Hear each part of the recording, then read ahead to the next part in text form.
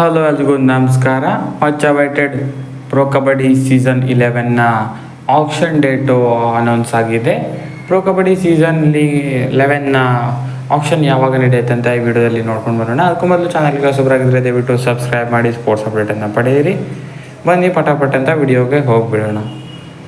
Pro kabaddi season 11ನ auction date ಇವತ್ತು announce ಆಗಿದ್ದು, ಇದು ಆಗಸ್ಟ್ 15 ಮತ್ತು ಆಗಸ್ಟ್ 16ನೇ ತಾರೀಕಂದು ನಡೆಯುತ್ತೆ. 2 ದಿನಗಳ ಕಾಲ ಪ್ರೋ ಕಬಡ್ಡಿ ಸೀಸನ್ 11ರ ಆಕ್ಷನ್ ನಡೆಯಲಿದೆ.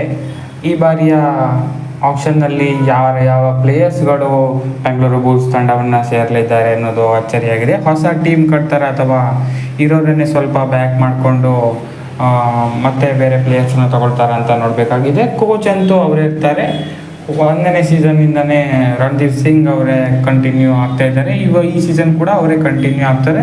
ಕೋಚ್ ರಿಟೈನ್ ಮಾಡಿದ ಬಗ್ಗೆ ಪೋಸ್ಟ್ ಕೂಡ ಈ ಮೊದಲೇ ಹಾಕಿದ್ದಾರೆ. ಹಾಗಾಗಿ ನಮಗೆ ಬೆಂಗಳೂರು ಕೋಚ್ ಅವರೇನೇ ಇರ್ತಾರೆ, ಅವರೇನೇ ನಮಗೆ ಬೇಕಾಗಿರೋದು. ಇನ್ನು ಟೀಮ್ನ ಬಗ್ಗೆ ಹೇಳಬೇಕು ಅಂದರೆ ಹೊಸ ಟೀಮ್ ಕಟ್ಬೋದು ಅಂತ ಅನಿಸುತ್ತೆ, ಹೋದ ಸಲದ ಪರ್ಫಾರ್ಮೆನ್ಸನ್ನು ನೋಡಿದ ಆಧಾರದ ಮೇಲೆ. ಇಲ್ಲಾಂದರೆ ಸ್ವಲ್ಪ ಜನರನ್ನು ಬ್ಯಾಕ್ ಮಾಡಿಕೊಂಡು ಹಾಫ್ ಟೀಮ್ ಚೇಂಜ್ ಮಾಡ್ಬೋದು ಅಂತ ಅನಿಸುತ್ತೆ. ಆಕ್ಷನ್ಗಾಗಿ ಕಾಯಬೇಕಾಗಿದೆ. ಇನ್ನು ಸುಮಾರು ದಿನ ಬಾಕಿ ಇರೋದ್ರಿಂದ ಆಕ್ಷನ್ನಲ್ಲಿ ಏನು ಮಾಡ್ತಾರೋ ಅಂತ ನೋಡಬೇಕಾಗಿದೆ.